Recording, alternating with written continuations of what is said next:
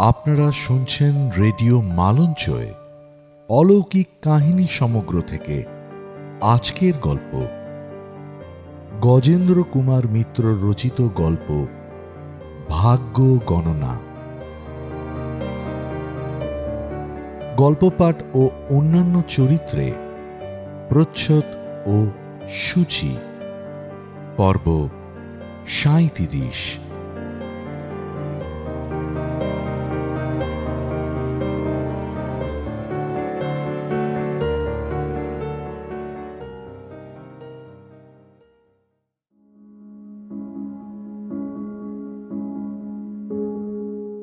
হাত দেখানো বাইটা নাকি দুলালের বাবারও ছিল, সুতরাং ওটা ওর পৈতৃক ব্যাধি বলা যেতে পারে, উত্তরাধিকার সূত্রে পাওয়া। তবু ওর বাবা কখনো এমন বাড়াবাড়ি করেননি। কলকাতার রাস্তার ধারে যেসব হিন্দুস্থানি পণ্ডিতরা পাখি পুঁতি আর খড়ি নিয়ে বসে থাকেন পেভমেন্টের ওপর আঁকঝোঁক কেটে, তাদের থেকে শুরু করে রাজ জ্যোতিষী, সম্রাট জ্যোতিষীর দল কাউকেই তিনি বাদ দেননি বটে। অর্থ ৫ আনা থেকে শুরু করে ২৫ পর্যন্ত নির্বিচারে খরচ করেছেন। আংটিতে আর মাদুলিতে ২ হাতের আঙুল ও বাহুমূল ভরে গিয়েছিল। কবচ করার জন্য ও গ্রহযোগ্য করার জন্য যে কত টাকা খরচ করেছিলেন তার হিসেব রাখা বা পাওয়া সম্ভব নয়। তবু এতটা পাগলামি তার ছিল না। ওধারে মাত্র একক পুরুষ এগিয়ে এলেও নেশাটা বেড়ে গিয়েছিল ১০ পুরুষের মাপে।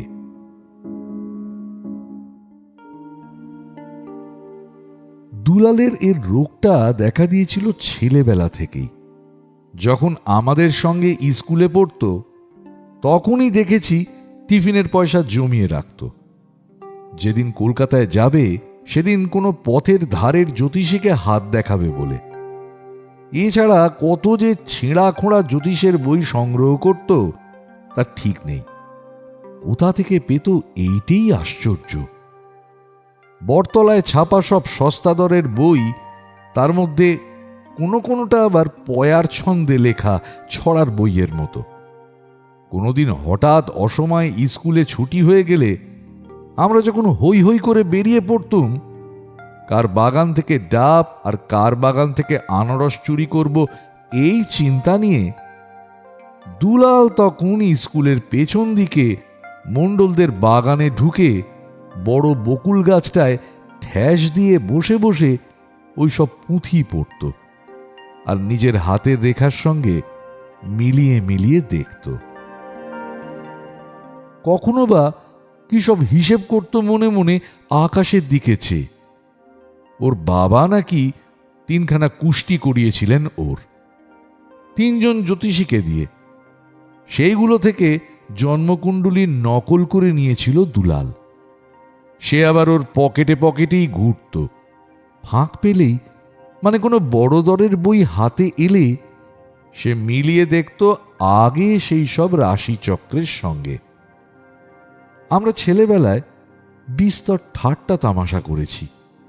ইদানিং আর কিছু বলতাম না, মানে ব্যাপারটা গা সওয়া হয়ে গিয়েছিল। ফলে দুলালও যদ ইচ্ছা ওই সব ছাই ভস্য নিয়ে মাথা ঘামাত। কোথাও কোনো বাধা ছিল না।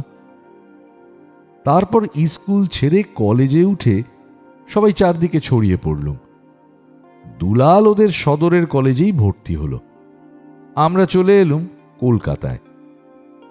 আরও কিছুদিন পরে কেউ ওকালতি করতে চলে গেল, কেউ স্কুল মাস্টারি নিলে, কেউ বা কেরানিগিরি, অর্থাৎ যে যার জীবন যুদ্ধে জড়িয়ে পড়ল। শুধু দুলালেরই এসব দরকার ছিল না।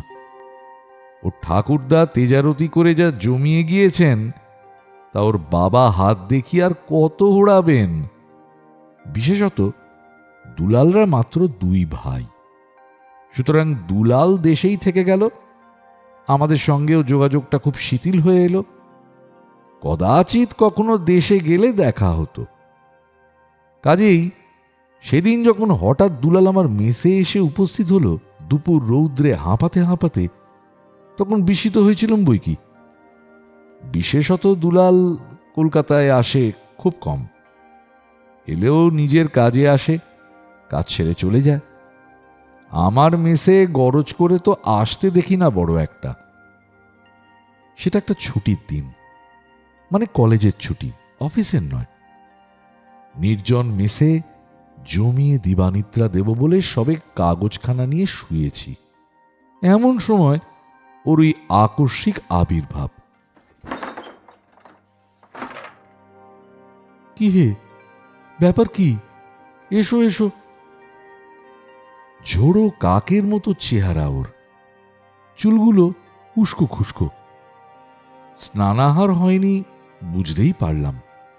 অগত্যা উঠে বসে আগেই বললুম, তুই বস একটু, ঠান্ডা হ, আমি দেখি ঠাকুর পাত্তারি গুটোলো কিনা, আগে তোর খাওয়ার ব্যবস্থাটা করে আসি। দুলাল খপ করে আমার হাতটা ধরে ফেলে বলল, তুই বস, আমার খাওয়ার জন্য ব্যস্ত হতে হবে না। সকালে একটা হেভি ব্রেকফাস্ট হয়ে গেছে, তাতেই আমার চলবে। তাছাড়া ঠিক এখন নামা খাওয়ার মুড নেই। মনটা বড্ড বিক্ষিপ্ত ভাই, ওসব এখন ভালো লাগবে না। আমি ওকে একটা ধমক দিয়ে শান্ত করলুম। আচ্ছা আচ্ছা, তোমাকে আর জ্যাঠামো করতে হবে না, আমি 1 মিনিটে সব ব্যবস্থা করে আসছি। তারপর ঠাকুরকে কথাটা বলে চাকরকে 1 পেয়ালা চা আনতে পাঠিয়ে ফিরে এসে বসে যখন বললুম, নাও এবার বলো কি ব্যাপার, তখন কিন্তু আরো কথা বলে না। কেমন একটা উদাসীন অথচ বিমর্ষভাবে ওপাশের জানলাটার দিকে তাকিয়ে বসে রইল। একটু অপেক্ষা করে ওর হাতে একটা সিগারেট গুঁজে দিয়ে একটু অসহিষ্ণুভাবেই বললুম, কিরে চুপ করে রইলি কেন? বল, কি বলছিলি? একান্ত নির্লিপ্ত ভাবে সে বললে, না থাকে, মিছিমিছি তোকে ব্যস্ত করা। যাক, আমি আসি ভাই এখন। সে উঠতেই যাচ্ছিল। ওর জামাটা টেনে রেখে একটু কঠিন কণ্ঠে বললাম, ওসব ওস্তাদি রাখো দিকিনি শ্যাম, বসো। অমন করে হঠাৎ এসে আমার কাঁচা ঘুমটি নষ্ট করে কৌতূহল জাগিয়ে দিয়ে চলে যাবে, সে হবে না। চা এলো বলে, একটু পরে ভাতও তৈরি হবে। কথা বলো না বলো তোমার ইচ্ছে, মোদ্দা খাওয়া দাওয়া না করে যেতে পারবে না। দূরে তালা লাগিয়ে দিতে বলবো এখনই। বলতে বলতেই চা এসে পৌঁছে গেল। কিছু বিমর্ষ, কিছু বা হতাশ ভাবে একবার আমার দিকে আর একবার চায়ের পেয়ালাটার দিকে তাকিয়ে শেষ অবধি বসেই পড়ল দুলাল। চায় আসক্তি ওর অসাধারণ, সেটা বাল্যকাল থেকেই জানি। চায়ে চুমুক দিলেই ওর মেজাজ প্রকৃতিস্থ হবে। হলো তাই। নিঃশব্দে 2-3 চুমুক পান করবার পরেই হঠাৎ বলে ফেললে, বাবা তো ভাই আমার ম্যারেজের জন্য উঠে পড়ে লেগেছেন, খেপে উঠেছেন একেবারে। কি করি বল দেখি? হুররে, আরে এই যে অপ্রত্যাশিত শুভ সংবাদ! সন্দেশ খাওয়া এখনই। ছোট লোক, তুমি আবার মুখ শুকিয়ে এসেছ? কবে, কখন, কার সঙ্গে? দুলাল বিরক্ত হলেও প্রকৃতিস্থ হয়েছিল। সে বললে, এই যা যা, সপ্তাহিতে চ্যাংলামো করিসনি। সন্দেশ বাজারে ঢের আছে, কিনে খাগে যা। আচ্ছা তুই চটিস কেন? এ ঘটনা তো বহু পূর্বেই ঘটা উচিত ছিল। বড় লোকের বড় ছেলে, এই 27-28 বছর বয়স পর্যন্ত যে অবিবাহিত আছো, এইটাই তো আশ্চর্য। সে চেষ্টা কি আর চলেনি মনে করেছ? খুবই চলেছে। প্রাণপণ চেষ্টায় এতদিন কোনো মতে ঠেকিয়ে রেখেছিলাম, কিন্তু আর বোধহয় পারি না। এতদিন তাড়িয়ে দেব, তেজপুত্র করব বলে ভয় দেখিয়ে আসছিলেন, তাতে তত সুবিধা করতে পারেননি, কারণ আমি সবসময় বাড়ির থেকে বেরিয়ে আসতেই প্রস্তুত ছিলাম। এবার উল্টো চাল ধরেছেন, বলেছেন আত্মহত্যা করব। ইনফ্যাক্ট 3 দিন উপোস করে পড়েছিলেন। আজ ভোরে আমার কাছ থেকে ওয়ার্ড নিয়ে তবে জল খেয়েছেন।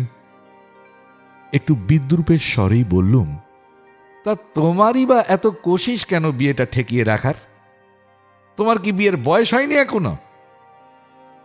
আবার সেই উদ্ভ্রান্ত দৃষ্টি ফিরে এলো তার চোখে মুখে। সে বললে, বিয়ে করাটা তোমাদের কারুর কাছেই ভয়ঙ্কর নয় জানি, কিন্তু আমার কাছে খানিকটা বটে। তোরা তো সব মানিস না। আমি জানি আমার ফেটে কি আছে। এই বলে একটু থেমে বেশ নাটকীয়ভাবে ধীরে ধীরে অথচ মর্মান্তিক চাপা কণ্ঠে সে ডান হাতখানা আমার চোখের সামনে মেলে ধরে বললে, আমার বিধবা বিবাহ যোগ আছে হাতে, হরস্কোপও তাই বলে। কোনো মতে হাসি খানিকটা কমিয়ে রেখে বললুম, ও এই সিলি। তৎক্ষণাৎ হাতটা গুটিয়ে নিয়ে গম্ভীর হয়ে সে বললে, তোমাদের কাছে সিলি হতে পারে, কিন্তু এটা আমার কাছে সারা জীবনের প্রশ্ন। যে যে আমার হাত দেখেছে 3-4 জন ছাড়া সবাই বলেছে ওই এক কথা। সর্বনাশ, 3-4 জনের বেশি লোককে দিয়ে তুই হাত দেখিয়েছিস। খুবই বিরক্ত মুখে চুপ করে রইল দুলাল। তখন খানিকটা সান্ত্বনা দেবার জন্য বললুম, তা বেশ তো, বাবা তো তোকে আর বিধবা বিয়ে দেবার জন্য জোর করছেন না। বিধবাই বা বিয়ে করতে যাবি কেন? কুমারী মেয়ের কি অভাব আছে? বড্ড বোকার মতো তুই কথা বলিস শান্ত। বিধবা কি আর জেনে করব? যদি লুকিয়ে দেয়, বিধবা হওয়ার কথা যদি চেপে যায়, সেটা জানছি কি করে? ভাগ্য বলবান, তোরা জানিস না বটে, বাট ট্রুথ ইজ ট্রুথ। একটু ভয় ভয়ই বললুম, তা বিধবা বিবাহটা তো আর শাস্ত্র বিরুদ্ধ নয় বিদ্যাসাগর মশাই। হ্যাং ইওর শাস্ত্র। শাস্ত্র আইনের কথা যেন কেউ বিয়ের ব্যাপারে না টানে। যেখানে মনের সঙ্গে মনের যোগ হবে, হৃদয়ের সঙ্গে হৃদয়ের, সেখানে শাস্ত্র আসে কোথা থেকে? তোরা কি কেউ পাঁজি দেখে ভালোবাসিস? বিধবা বউয়ের আইডিয়াটাই আমি হেট করি। I hate it from the very core of my heart. উত্তেজিত যত হয় দুলাল, ততই বেশি ইংরেজি বলে। এইটাই ওর চিত্তচাঞ্চল্যের প্রমাণ। ক্রমে ক্রমে ব্যাকরণকে সংহার করতে থাকে। শেষ পর্যন্ত ওর কথা সবটাই ইংরেজিতে দাঁড়াবে, এবং তা বেশিরভাগই ভুল। ওকে শান্ত করার উদ্দেশ্যে খুব নরমভাবে বললুম, কিন্তু এত ঘৃণাই বা কেন? ধর ধর যদি একেবারে অল্প বয়সে বিধবা হয়ে থাকে, তো তার আবার বিয়ে দেওয়া উচিত মনে করিস নাকি? খুব উচিত মনে করি, বাট নট ফর মি। আমাকে মাপ করতে হবে ভাই। আমার ওয়াইফ আমার আগে আরেকজনকে ম্যারি করেছিল, ভাবতেই যেন কেমন লাগে। যতবার কিস করতে যাব, যতবার ফন্ডল করব, ততবারই মনে হবে যে আমার আগেও আরেকজন ঠিক এমনি করে ওকে, এবং এও তখন ঠিক এমনি ভাবেই সে সোহাগ আদর মেনে নিয়েছে।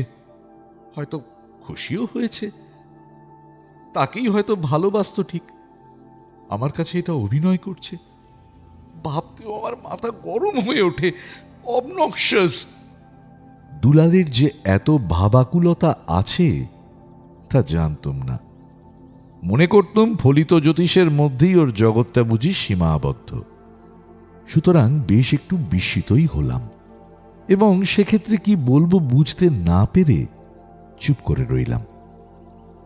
একটু পরে দুলালি হঠাৎ সামনের দিকে ঝুঁকে পড়ে আমার হাত দুটো ধরে বললে, ভাই ভাই একটা কাজ করবি প্লিজ? কি বলো না বাবু, অত ভনিতা না করে। মেয়ে ঠিক করেছেন বাবা দক্ষিণের দিকে, গোবিন্দপুর গ্রাম, বারুইপুর থেকে যেতে হয়।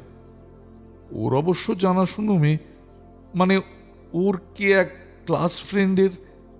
তবুও আমি ঠিক নিশ্চিন্ত হতে পারছি না।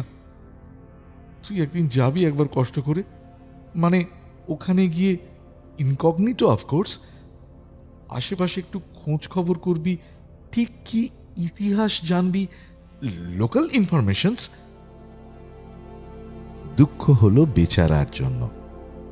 ভাগ্যকে এত বিশ্বাস, তবু তাকেই ঠেকাতে চায়। মনে হলো একবার বলি কথাটা। যদি জানো যে ভাগ্য বলবান, তো সেখানেই আত্মসমর্পণ করছো না কেন? কিন্তু পরে ভেবে দেখলাম যে তাতে হিতে বিপরীত হবে, হয়তো আর বিয়েই করবে না। মুখে বললাম, নিশ্চয়ই, সার্টেনলি, আমি এই রবিবারই যাব। তুই নাম ঠিকানা দিয়ে যা। একটা কাগজে নাম ঠিকানা লিখে দিয়ে দুলাল বললে, দেখিস ভাই, ওরা কিন্তু না বুঝতে পারে যে তুই খবর নিতে গেছিস, তাহলে হয়তো মিছে কথা বলবে, খুব হুঁশিয়ার। ঠিক আছে, সে তুই নিশ্চিন্ত থাক। গোয়েন্দাগিরি করা আমার পুরনো অভ্যেস, কেউ টেরও পাবে না। নে নে, এখন ওঠ, চান টান করবি, চল। আরো কিছুক্ষণ বকবার ও বকাবার পর তবে দুলালকে কলতলায় পাঠানো গেল। বলা বাহুল্য, গোবিন্দপুর না গিয়েই আমি প্রথম শ্রেণীর সার্টিফিকেট দিলুম মেয়ে সম্বন্ধে। ওর এক মামাকে জিজ্ঞাসা করে জেনেছিলুম মেয়ে তাদের বিশেষ জানাশুনো, খুব ভালো মেয়ে। সুতরাং মিছিমিছি কষ্ট করতে যাবার দরকার কি? পাগলকে সান্ত্বনা দেওয়া বই তো না। যথারীতি বিয়ে হয়ে গেল। গরমের ছুটি পড়ে গিয়েছিল ততদিনে বলে আমি দেশে এসেছি, ফলে বিয়ের ঝঞ্ঝাট অনেকটা আমার ওপরও এসে পড়ল। ওর বাবার আমার উপর অগাধ বিশ্বাস। তিনি সোজাসুজি আমাকে আঁকড়ে ধরেছেন একেবারে। আমার কাছ থেকে কথা আদায় করে নিয়েছেন যে বিয়ের 8টা দিন, অর্থাৎ শুভ সূচনী পুজো পর্যন্ত আমি আর কোথাও নড়ব না। বিয়ের দিনটা দুলাল একটু বিমর্ষ হয়েছিল বটে, কিন্তু ঠিক বিবাহ করতে যাত্রা করার পর আর অতটা দেখিনি। দীর্ঘ পথ, আগাগোড়া টানা বাসের ব্যবস্থা হয়েছিল। হল্লা করতে করতে যাওয়া হলো। সে হইহল্লার তাপেই বোধ হয় দুলালের মনের জমাট অবস্থাটা গলে এসেছিল। সেও খুব হাসি খুশিতে মেতে উঠল। আমি বরাবরই তার দিকে একটু কড়া নজর রেখেছিলুম। নিজেরও উদ্বেগ ছিল, ওর বাবারও তাই অনুরোধ। দেখলুম দুলাল আবার গম্ভীর হলো শুভ দৃষ্টির সময় থেকে। প্রথমটা একটু চমকে উঠেছিলুম, তবে কি দুলালের বউ পছন্দ হয়নি? কিন্তু না পছন্দ হবারই বা কারণ কি? বউটি সত্যিই ভালো দেখতে, এমনকি সুন্দরীও বলা চলে। তবে একটু ফাঁক পেতেই ওকে আড়ালে ডেকে নিয়ে গিয়ে চুপি চুপি বললুম, কনগ্রাচুলেশনস মাইরি, খাসা বউ হয়েছে তোর। সে শুধু বললে, হুম। কি রে, পছন্দ হয়নি তোর? অমন দেবী প্রতিমার মতো মেয়ে। পছন্দ হয়েছে বলেই তো ভাবছি, সংক্ষেপে উত্তর দিল সে। কি ভাবছিস? পছন্দ হয়ে থাকে তো ভাববার কি আছে? মনের সুখে ঘর করবি। তোর তো আর আমাদের মতো তেল নুন লগড়ির চিন্তায় ঘুরে বেড়াতে হবে না। উত্তরের জন্য চেপে ধরি ওকে। দুলাল একটু চুপ করে থেকে কেমন যেন অন্যমনস্কভাবে উত্তর দেয়, মনের সুখে ঘর করার কথাই ভাবছি। যদি অমন বউকে ভালোবাসতে না পারি, যদি এরপর অন্য কোনো কথা শুনি। কথাটা বলে একটু যেন শঙ্কিত, একটু জিজ্ঞাসু ভাবে চায়ও। পাগল নাকি রে তুই? ধমক দিয়ে উঠি। কি আবার শুনবি? বলছি না আমরা খবর নিয়ে এসেছি ভালো করে। আচ্ছা পাগলামি, এখন ওই কথা ভাবছিস? অপ্রতিভ দুলাল আবার বাসরে গিয়ে বসল। তারপর থেকে অবশ্য আবার ওকে বেশ উৎফুল্ল দেখাচ্ছিল। বর কোণে নিয়ে হই হই করতে করতে ফেরা গেল। হাসি ঠাট্টা গল্প গুজবে পথটা মধুর হয়ে রইল। পরের দিন বউ ভাত। নিঃশ্বাস ফেলবার অবকাশ রইল না। পাড়া গায়ে এখনো ক্রিয়াকর্ম হলে দুপুরেই খাওয়া হয়। সে খাওয়া শুরু হলো বেলা 1টায়, শেষ হলো রাত 10টায়। দুলালও খাটলে খুব। তারপর বেশ যেন একটু সাগ্রহে ও আনন্দের সঙ্গেই ফুলশয্যার ক্রিয়াকলাপগুলো সেরে নিল। বুঝলাম বধূর সঙ্গে পরিচয়ের জন্য ও অধীর হয়ে আছে। আমরা নিঃশ্বাস ফেলে বাঁচলাম।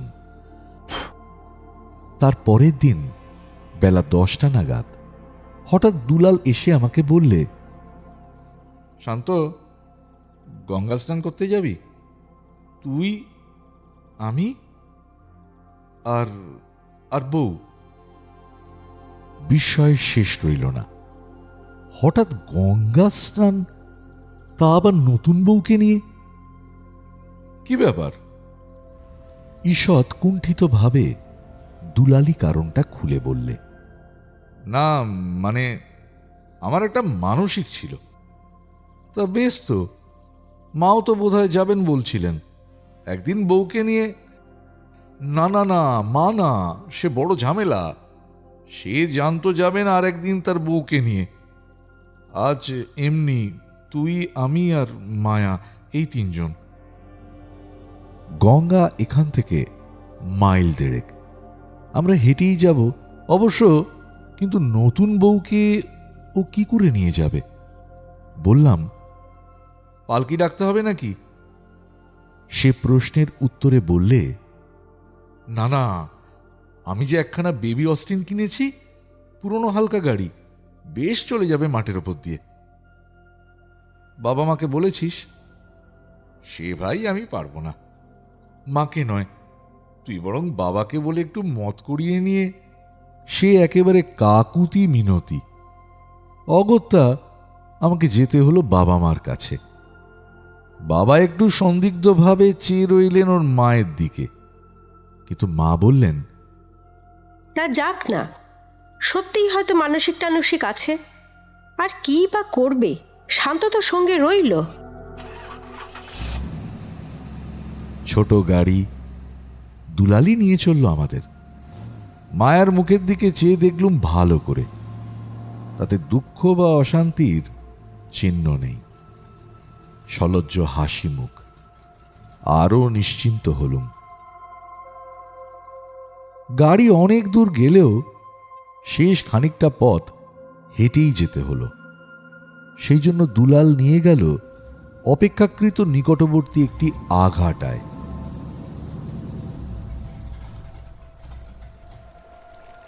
বললে, একটু নির্জনও হবে, অথচ বেশ পরিষ্কার। এখানে আমি অনেকদিন চান করেছি। কিন্তু জলে নামতে গিয়ে ওর মনে পড়ল যে গামছাগুলো কাগজে জড়ানো ছিল সেই প্যাকেটটা ফেলে এসেছে গাড়িতেই। আমার দিকে চেয়ে একটু বিপন্নমুখী বললে, শান্ত, একটু যাবি ভাই প্লিজ, নয়তো না হয় তুই থাক। সেটা খুবই অনিচ্ছা। তাছাড়া নতুন বউয়ের সঙ্গে নির্জন ঘাটে একা থাকবো কেন? সুতরাং আমি আবার ফিরে গেলাম গাড়িতে। সমস্ত পাড়টা উঠে আরও খানিকটা গিয়ে তবে গাড়ি। যেতে আসতে মিনিট 15-20 তো বটেই। ফিরে আসবার সময় কাছাকাছি আসতেই অকস্মাৎ একটা যেন চাপা আর্তনাদ কানে এলো। খানিকটা গোঙানি, খানিকটা কান্না, কিংবা ঠিক তাও নয়, অব্যক্ত একটা ভয় পাবার আর্তনাদ। তাড়াতাড়ি ছুটে গিয়ে দেখি মায়াকে গঙ্গার জলে নামিয়ে চেপে ধরেছে দুলাল। সে ছটফট করছে ওর হাত থেকে ছাড়া পাওয়ার জন্য, কিন্তু পাগলের বজ্রমুষ্টি থেকে ছাড়া পাওয়া তার কাজ নয়। কাছাকাছি কোথাও লোক নেই বলেই বোধ হয় মায়া চেঁচিয়ে ওঠেনি, কিংবা অত্যধিক ভয়ই তার গলা ধরে এসেছে। কেমন একটা অস্ফুট অস্বাভাবিক কান্নার আওয়াজ বেরোচ্ছে তার। আর দুলাল চাপা তীক্ষ্ণ কণ্ঠে ওকে বলে চলেছে, বলো বলো, এই গলা জলে দাঁড়িয়ে বলো যে এর আগে তোমার আর একবার বিয়ে হয়নি। বলো বলো, শিগগির বলো। ক্রমশ এই কথাগুলো দ্রুত হয়ে আসছে, চোখের দৃষ্টি উদ্ভ্রান্ত, হিংস্র। খাড়া পাড়, আগের দিনের বৃষ্টিতে পিছল, নামতে দেরি হলো। আমার ভয় হচ্ছিল মেয়েটা বুঝি মারাই যায়, যা নেতিয়ে পড়েছে। কোনো মতে ছুটে এসে এক ঝটকায় ওর হাতটা ছাড়িয়ে নিয়ে মায়াকে টেনে তুললাম ওপরে। তারপর রাগের চোটে দিক বিদিক জ্ঞানশূন্য হয়ে মারলুম দুলালের গাড়ি এক চড়। হতবাগা বাঁদর কোথাকার, একেবারে পশু হয়ে গিয়েছে। আমরা সবাই, তোমার বাবা মা সকলে পরামর্শ করে তোমাকে ঠকিয়েছি না। দুলাল মার খেয়ে রাগ করল না, এতখানি উত্তেজনার প্রতিক্রিয়ায় কতকটা নির্জীব হয়েও পড়েছিল। ম্লান হেসে বললে, তোমরা ঠকাবে কেন? ঠকতেও তো পারো। এ যে আমার অদৃষ্ট লিপি, ভাগ্য বলবান। এত জানো কবে মরবে জেনে রাখতে পারোনি? তাহলে আমরা নিশ্চিন্ত হতুম। তখনও রাগটা সামলাতে পারেনি, হঠাৎ কথাটা বেরিয়ে গেল। যদিও পরেক্ষণেই বুঝলুম মায়ার সামনে বলা উচিত হয়নি। দুলাল কিন্তু অদ্ভুত একরকমভাবে আমার দিকে চেয়ে শান্ত কণ্ঠেই বললে, কেন জানবো না? জানি তো। আজ থেকে ঠিক 5 বছর পরে আত্মহত্যা করে মরতে হবে আমাকে। 3 জন জ্যোতিষীকে দেখিয়েছি। তবে বিয়ে করলে কেন? আমার কণ্ঠে বোধহয় বিদ্রুপী ফুটে ওঠে। সেও যে আমার অদৃষ্ট। সহজভাবে দুলাল উত্তর দেয়। বাড়ি ফিরতে ওর বাবা সব শুনে বিষম অপ্রতিভ হয়ে পড়লেন। নববধূর কাছে তার লজ্জা ও সংকোচের শেষ রইল না। তিনি মায়ার দুটি হাত ধরে বারবার বলতে লাগলেন, তুমি আমাদের ক্ষমা করো বৌমা। ও যে এমন পশু হয়ে গিয়েছে তা জানতুম না, তাহলে বিয়েই দিতুম না ওর। মা নিঃশব্দে চোখের জল মুছতে লাগলেন। আমি বরং আশ্বাস দিয়ে বললুম যে, কিছু ভাববেন না, মায়াই সব ঠিক করে নেবেক্ষণ। এরপর ক্রমশ আবার ওর সঙ্গে সম্বন্ধ শিথিল হয়ে এলো। তার প্রধান কারণ ওখানকার চাকরি ছেড়ে মিরাট চলে এসেছি অধ্যাপক হয়ে। গরমের ছুটিতেও আর বিশেষ দেশে ফেরা হয় না, কেননা বিস্তর খরচ। স্ত্রী পুত্রকেও এখানে এনে বাসা করেছি। তবে খবর পাই বই কি মধ্যে মধ্যে, দুঃসংবাদ যত। দুলালের বাবা মারা গেছেন। মায়া বেচারি কিছুতেই ওর সঙ্গে ঘর করতে পারেনি।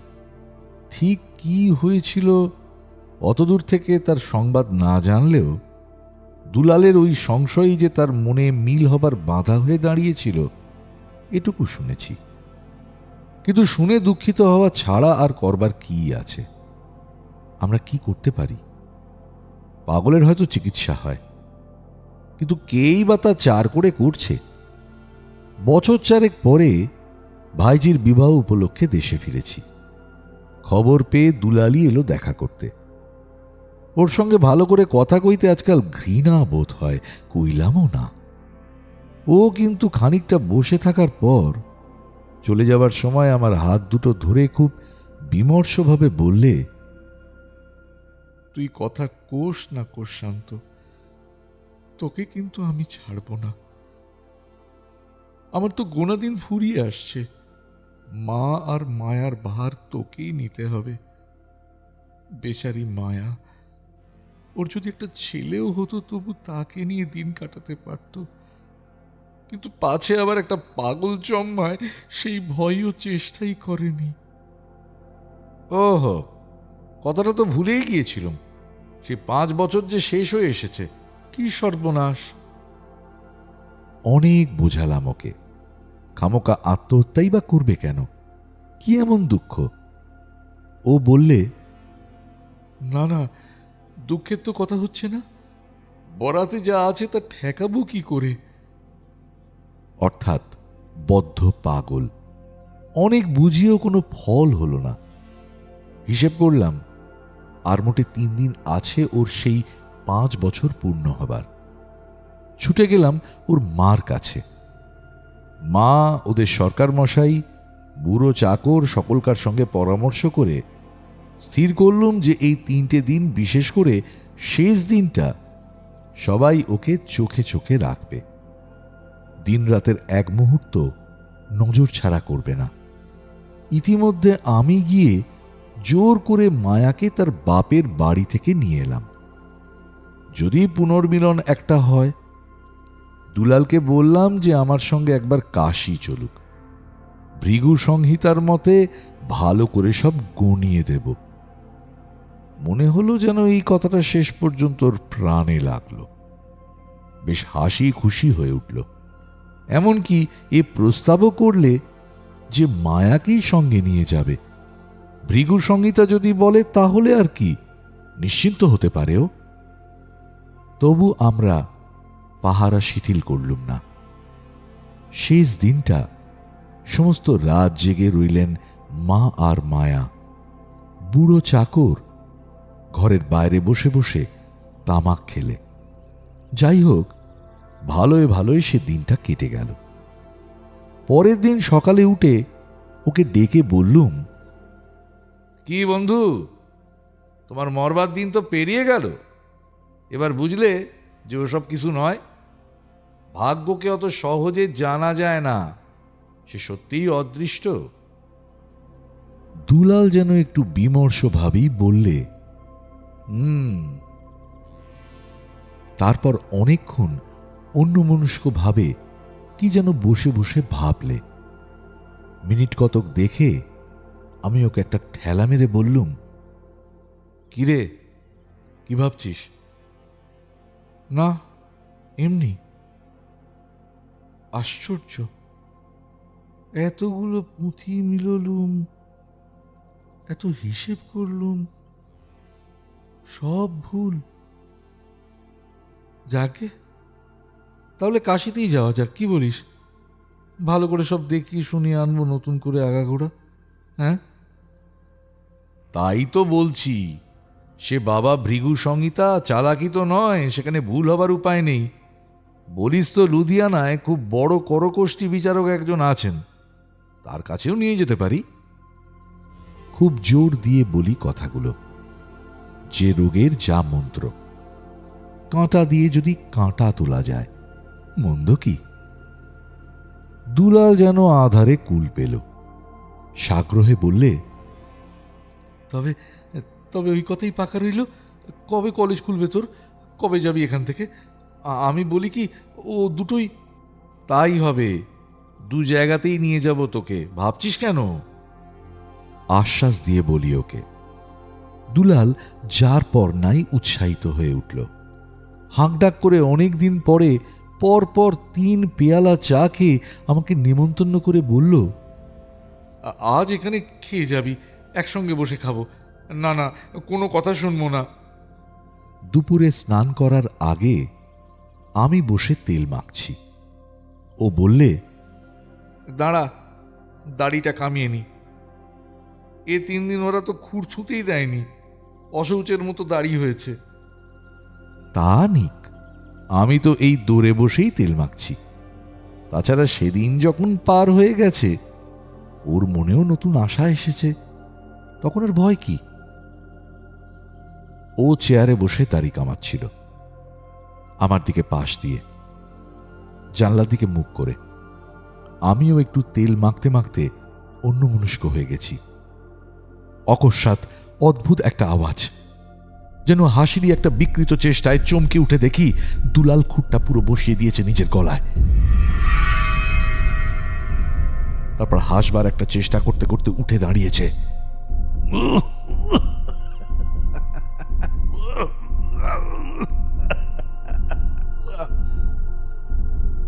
ছুটে যাবার আগেই ঢলে পড়ে গেল সে।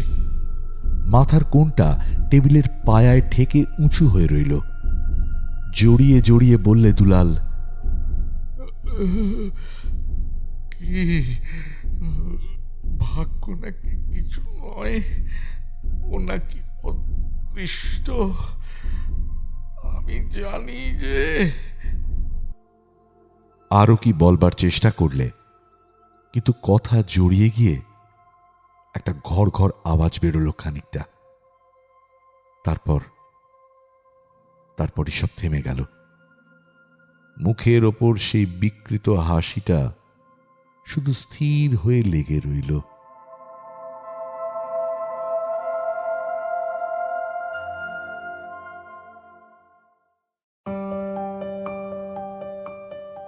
রেডিও মালঞ্চর গল্পগুলো যদি তোমাদের ভালো লেগে থাকে তবে রেডিও মালঞ্চ চ্যানেলটিকে সাবস্ক্রাইব করো।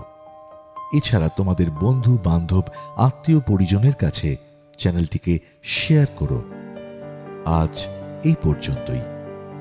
এর পরের সপ্তাহে আসব আরো রোমাঞ্চকর কাহিনী নিয়ে। ততক্ষণ পর্যন্ত শুনতে থাকো রেডিও মালঞ্চ।